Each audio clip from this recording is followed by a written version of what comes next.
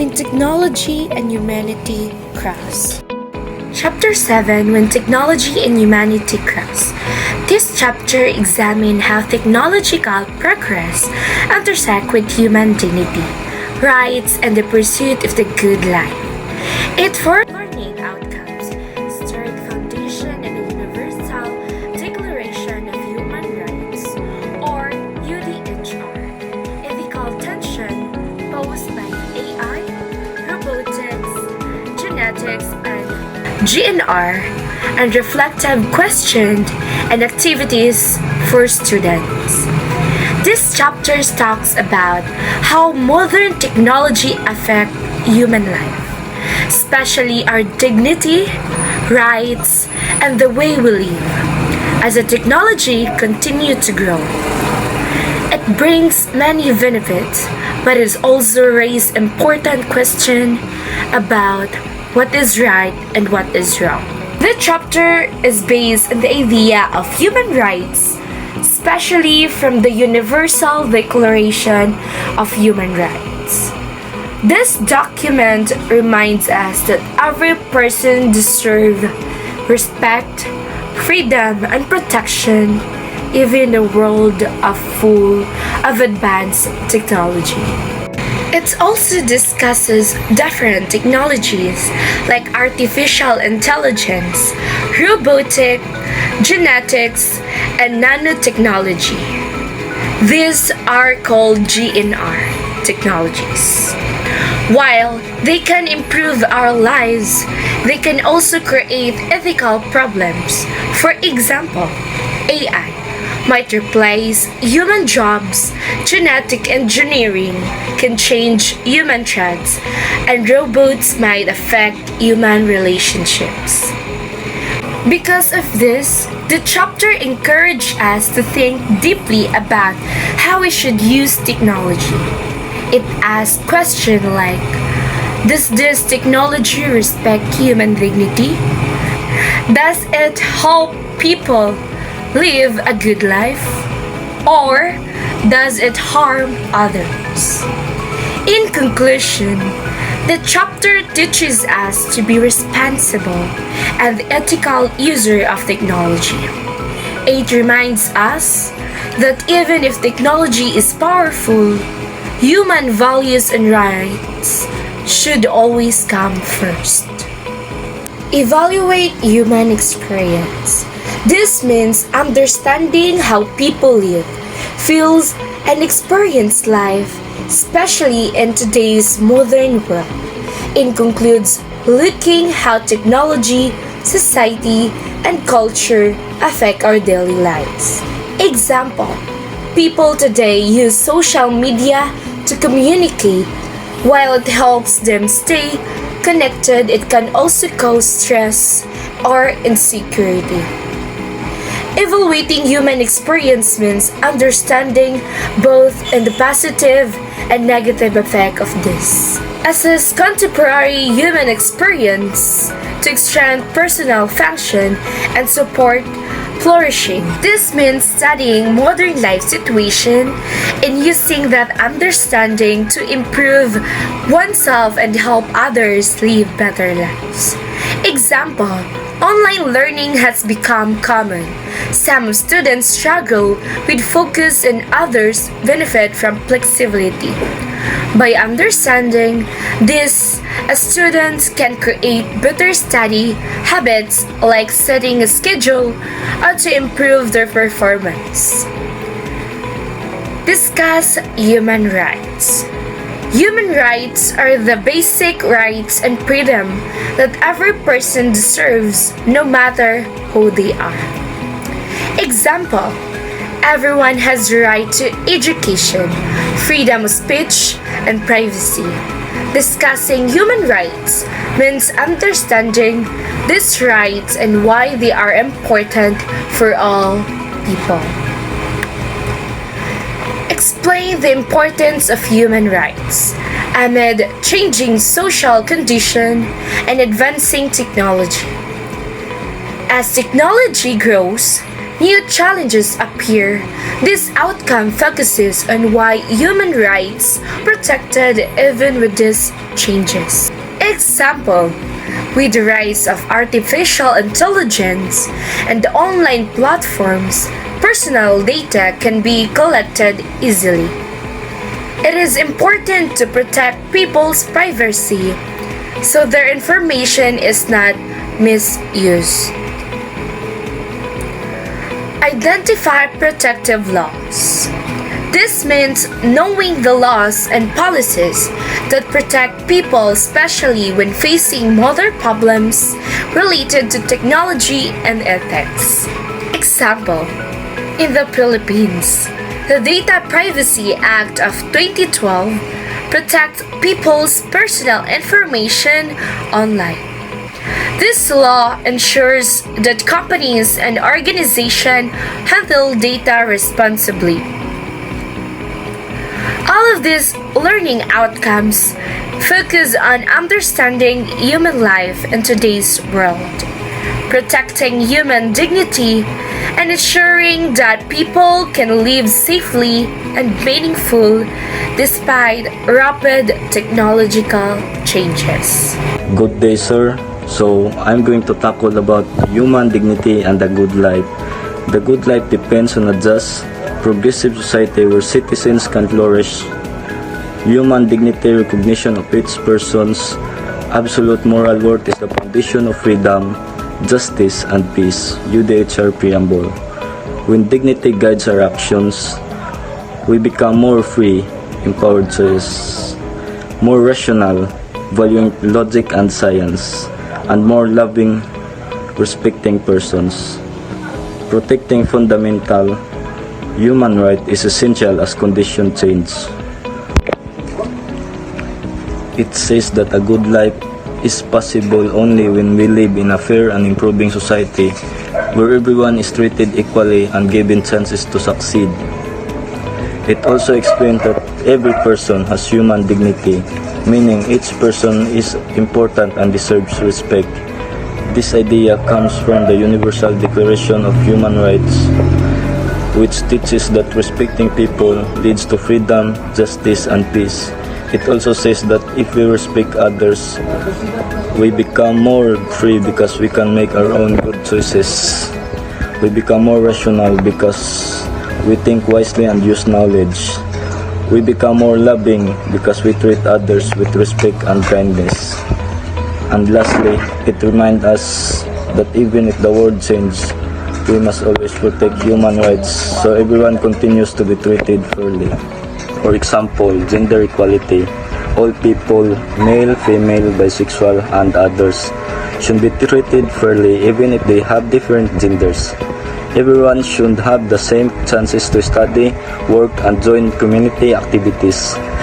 No matter their background, gender, or beliefs, when we treat people equally and with respect, we show their dignity, meaning every person is important and has value. Because of this, people feel free to make their own choices, think clearly, and build good relationships. In a fair and respectful society like this, people can live a happy and meaningful life. Good day everyone, I am Tina. I will discuss the Universal Declaration of Human Rights. The UDHR 1984 lays of 30 articles of inalienable rights essential to the pursuit of the good life. Article 1 to 7 establish core principles in equality and dignity, non-discrimination, rights of life, liberty, security, prohibition of slavery and torture, legal recognition and equal protection before the law. These articles set a global standard to prevent injustice and oppression and must be known and lived by everyone. The UDHR isn't just a list of rules, it's a promise to humanity. After the horrors of World War II, world leaders recognized that protecting human dignity and equality was essential to preventing future injustice and oppression. The document includes 30 articles total, but Article 127 established the foundation. Principles like inequality, non-discrimination, and the right to live freely and safely. Article 1. Born free and equal in dignity and rights, endued with reason and conscience, act in spirit of brotherhood. What does this mean? Simply put, no one is born better or worse than anyone else. Every person has worth, and we all have the ability to think, make choices, and treat each other with care and respect. This sets the stage for everything that comes next, because if we are not all equal at our core, none of the other rights can truly apply. Next is Article 2 to 3, entitled The Rights Without Distinction, the right to life, liberty, and security. Article 2 states that this right applies to everyone without any distinction, no matter what your race, gender, religion, nationality, or any other characteristic. Article 3 then spells out three of the most rights we need to live a decent life: the right to life, the right to liberty, and the right to security of person. That means no one should be killed unjustly, locked up without cause, or put in danger of harm. Lastly, Article 4 to 7 prohibits slavery and torture, ensures recognition before the law and equal protection without discrimination. Article 4 to 7 protect us from some of the worst abuses and ensure fairness under the law.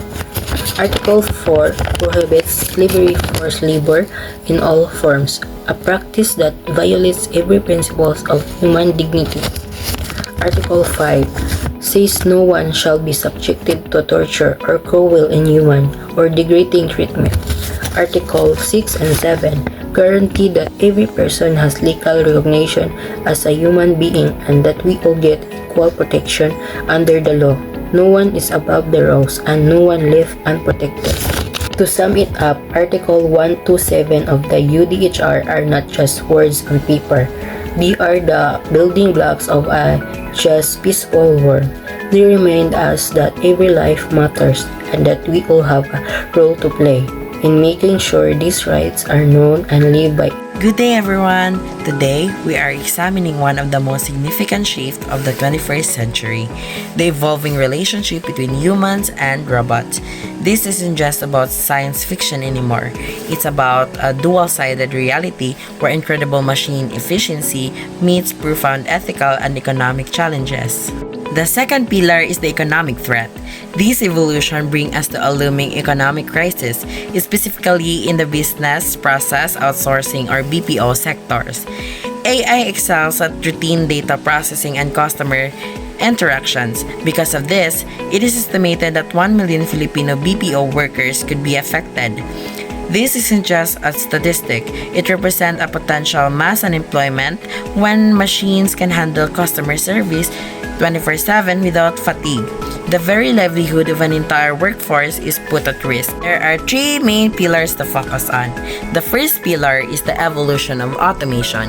The first thing we must understand is how automation has changed. Traditionally, we thought of robots as giant mechanical arms on assembly lines, handling the 3 Ds: dirty, dull, and dangerous task. However, as shown in our analysis, automation has moved from replacing physical manual labor to cognitive labor. When we say physical manual labor, it is refers to work that primarily requires physical strength, stamina, and manual dexterity. It involves the body performing tangible tasks, often in a repetitive or demanding environment. While cognitive labor refers to work that primarily requires mental processing, specialized knowledge, and decision-making.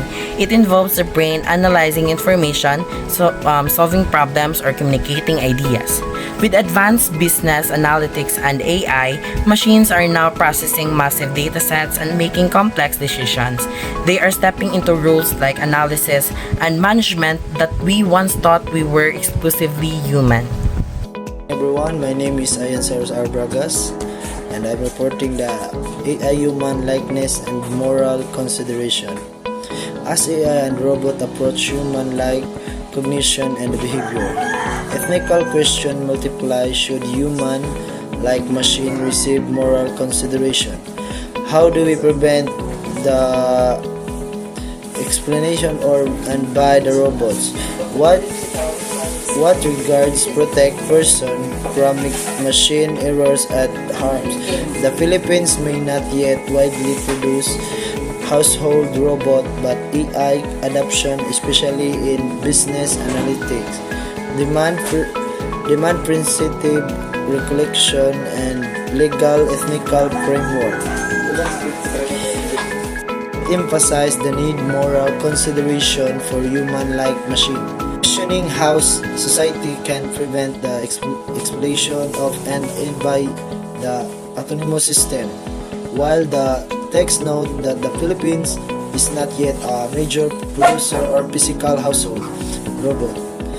Producer of physical household robot is a highlight that country's significant adoption of AI business. Good morning everyone, my name is Enrique Sabino Giangan, and today I will be discussing about we risks becoming machines-like. We risks becoming machines-like means that heavy reliance on technology may cause humans to lose key qualities like emotions, creativity, and independent thinking, and start behaving in more routine-driven ways. Technology not only changes tools but can change people, because that technology doesn't just improve the things we use, it also affects how humans think, behave, and live. Reliance on instant digital answer risks flattening critical thinking and deeper reading. Reliance on instant digital answer is you always search engines or apps to get quick information. Risk flattening critical thinking. We may stop analyzing, questioning, or thinking carefully about information. And deeper reading, we may avoid long text and complex ideas, choosing shorts and content instead. Nicholas Cars. Who is Nicholas Cars? Nicholas Cars is known as an author and technology critic who studies the effects of digital information on human minds, culture, and society.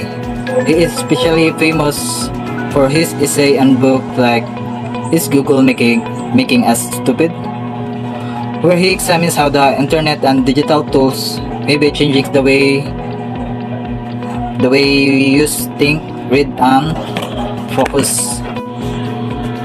Nicholas Cars argues that outsourcing understanding to search engines can weaken our cognitive habits.